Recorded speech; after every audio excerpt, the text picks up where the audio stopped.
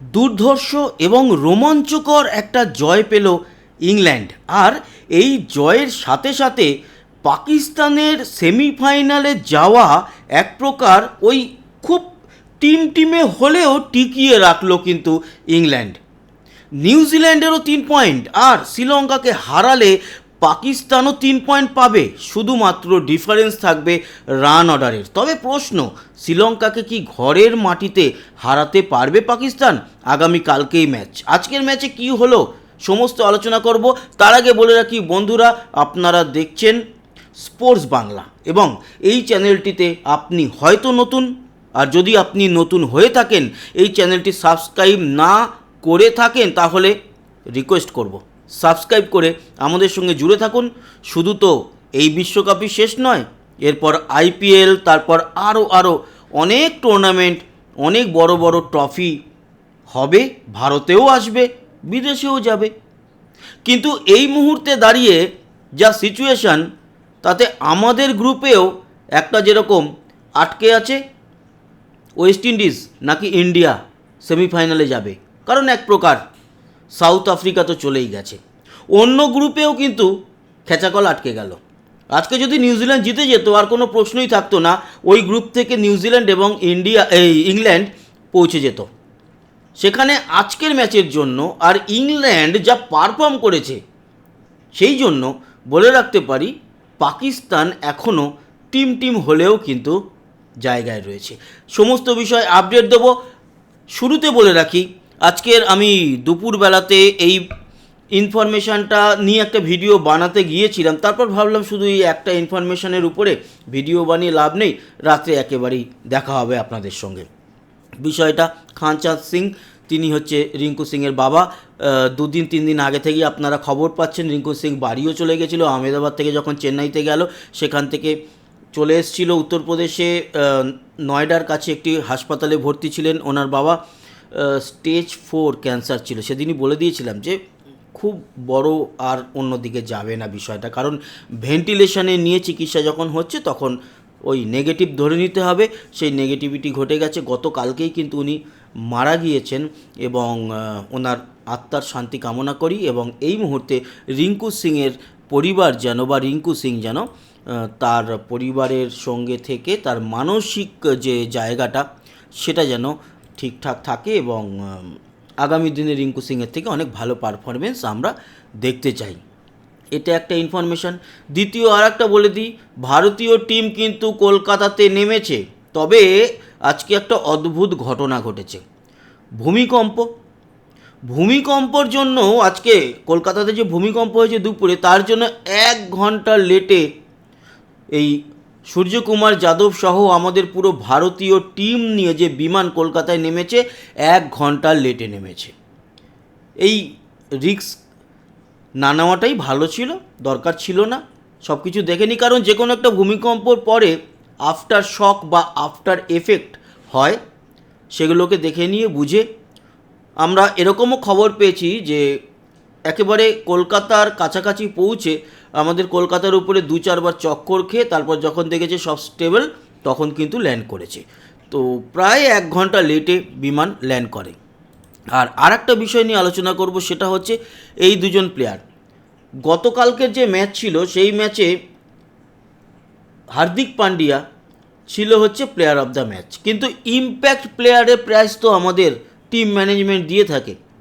এটাও জানি রাখি, এর আগের দিন যেদিন দক্ষিণ আফ্রিকা আমাদেরকে হারিয়েছে, সেদিন কোনো ইম্প্যাক্ট প্লেয়ারের প্রাইজ দেওয়া হয়নি। আর গতকালকের ম্যাচে যখন জিম্বাবুয়েকে হারিয়েছে, সেখানে ইম্প্যাক্ট প্লেয়ারের যে মেডেল, সেটা 2 জন প্লেয়ারকে দেওয়া হয়েছে, অভিষেক শর্মা এবং তিলক বর্মা, দুজনকেই একসঙ্গে। এই ইনফরমেশান আপনাদের দিয়ে দিলাম। এবার আসি আজকের ম্যাচে, এবং আজকের ম্যাচ নিয়েও আলোচনা করব। আগামীকালকের ম্যাচ আলোচনায় থাকবে। আর থাকবে কি, আমাদের ভারতের কোনো প্লেয়ার চেঞ্জ হচ্ছে কি না, এখনও পর্যন্ত আলোচনা কোন দিকে, কীরকম হতে চলেছে ইডেন, আবহাওয়া সংক্রান্ত সমস্ত কিছু কালকে ডিটেলে আলোচনা হবে। কিন্তু এটুকু বলে রাখি, বৃষ্টি নেই, অতএব রান রেট নিয়ে যে টেনশন, সেটা টেনশন করার কোনো দরকার নেই। আজকের যে ম্যাচটা হলো, সেই ম্যাচটা আপনাদের জানিয়ে রাখি, 7 উইকেট হারিয়ে 159 রান করেছিল 20 ওভারে নিউজিল্যান্ড, এবং সেই রানটা 6 উইকেট হারিয়ে 161 রানে তুলে দিয়েছে ইংল্যান্ড বটে, কিন্তু পুরো ম্যাচ জুড়েই ছিল রোমাঞ্চ। তার কারণ একবার দাড়িপাল্লা একবার নিউজিল্যান্ডের দিকে ঝুঁকে যাচ্ছে, একবার ইংল্যান্ডের দিকে ঝুঁকে যাচ্ছে। এই করতে করতে একেবারে শেষ নয়, ওই শেষের খানিকটা আগে, মানে 17 ওভারের আগে, 12-13 ওভার থেকে 17 ওভার পর্যন্ত সবাই জেনে গেছে নিশ্চিন্তে যে নিউজিল্যান্ড হাসতে হাসতে জিতছে। কারণ যেই রান করতে হবে, দেখা যাচ্ছে যে প্রায় 32 বলে 60 রানের মতো, এই টার্গেটটা অ্যাচিভ করা মুশকিল। কিন্তু তারপর যা খেলেছে ইংল্যান্ডের ব্যাটাররা, একেবারে শেষের টেলেন্ডাররা, সেখান থেকে ম্যাচ বার করে নিয়ে চলে গেছে। এবং আপনাদেরকে যদি দেখাই ম্যাচ সামারি, তাহলে আপনারাই দেখুন, 4 উইকেটে 3 বল বাকি থাকতে জয়লাভ করেছে, যেখানে একটার সময় ইংল্যান্ডের জয়লাভ করাটা ছিল মাত্র 21%, আর 79%, 79% ছিল হচ্ছে গিয়ে নিউজিল্যান্ডের জেতার চান্স। সেটা ওই 19তম ওভার যেটা গ্লেন ফিলিপস করেছে, 1 ওভারে 22 রান দিয়ে চলে গেছে, সেইখানেই কিন্তু ফিনিশ, না 17তম ওভার, সেখানেই ফিনিশ। গ্লেন ফিলিপস একার হাতে একেবারে দায়িত্ব নিয়ে ইংল্যান্ডকে জিতিয়ে দিয়েছে। না, শুধুমাত্র তাকে বললে চলবে না, তার কারণ ইংল্যান্ডের ওই সময় আসা 2 ব্যাটারও অসাধারণ ব্যাট করেছে, এবং একজন তো আবার পাকিস্তানের, তার মধ্যে যে ইংল্যান্ডের হয়ে খেলে। আমরা যদি সামারি দেখি, তার আগে একটু রিফ্রেশ মেরে নেব। প্লেয়ার অফ দ্য ম্যাচ কে হয়েছে উইল জ্যাক্স ইংল্যান্ডের। তার কারণ 4 ওভার বল করে 23 রান দিয়ে 2 উইকেট, এদিকে আবার 18 বলে 32 রান নট আউট। হ্যাঁ, এই উইল জ্যাক্সের কথাই বলছিলাম। উইল জ্যাক্স আর ওই স্পিনার রশিদ, ওর নামটা আমি পুরো নামটা ভুলে যাচ্ছি, রশিদ নয়, রেহান আহমেদ। এই ছেলেটা কি দুর্দান্ত খেলেছে, 2 6, 1 4, এবং 7টা বল খেলে 19 রান, 6 বলে 18 রান ছিল। এই ছেলেটা যদি এটা যদি ইন্ডিয়ার ম্যাচ হতো, তাহলে এ ছিল ইম্প্যাক্ট প্লেয়ার, অসাধারণ খেলেছে। এবার আছি ম্যাচ সামারিতে। গ্লেন ফিলিপস, নিউজিল্যান্ড প্রথমে ব্যাট করেছে, 28 বলে 39, টিম সেইফার্ট 25 বলে 35, ফিন অ্যালেন 19 বলে 29। উইল জ্যাক্স 4 ওভার বল করে 23 রান দিয়ে 2 উইকেট। রেহান আহমেদ 3 ওভার বল করে 28 রানে 2 উইকেট। এবং রেহান আহমেদও কিন্তু, এই যে রেহান আহমেদের কথাই বলছিলাম, ওর কিন্তু একেবারে প্লেয়ার অফ দ্য ম্যাচ হওয়ার জন্য যথেষ্ট কারণও ছিল, কিন্তু উইল জ্যাক্সও ওই প্যারালাল বা তার থেকে একটু বেটার পারফর্ম করে প্লেয়ার অফ দ্য ম্যাচ নিয়ে বেরিয়ে গেছে। আদিল রশিদ 4 ওভার বল করে 28 রান দিয়ে 2 উইকেট। এদিকে টম ব্যান্টন 24 বলে 33, উইল জ্যাক্স 18 বলে 32 নট আউট, এই কারণেই প্লেয়ার অফ দ্য ম্যাচ হয়েছে। আর হ্যারি ব্রুক 24 বলে 26। হ্যারি ব্রুকের উইকেটটা পড়ার পর ভেবেছিলাম বোধহয় নিউজিল্যান্ড হাসতে হাসতে জিতে নিয়ে বেরিয়ে যাবে, কিন্তু হতে দেয়নি। রাচিন রবীন্দ্র আগের দিনের মতো আজকেও ভালো বল করেছে, 4 ওভারে 19 রান দিয়ে 3 উইকেট।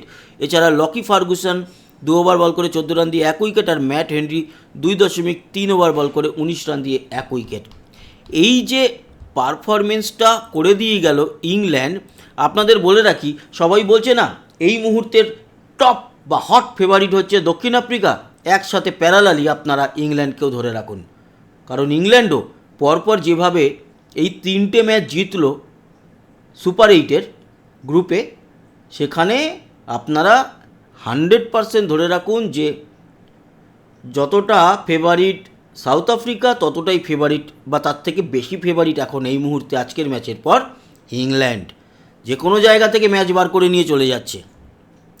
আগামীকালকের ম্যাচটা তাহলে সেই ক্ষেত্রে দাঁড়িয়ে গেল কি নিয়ম রক্ষার লড়াই। কালকে সন্ধ্যে 7টা থেকে শ্রীলঙ্কা বনাম পাকিস্তান।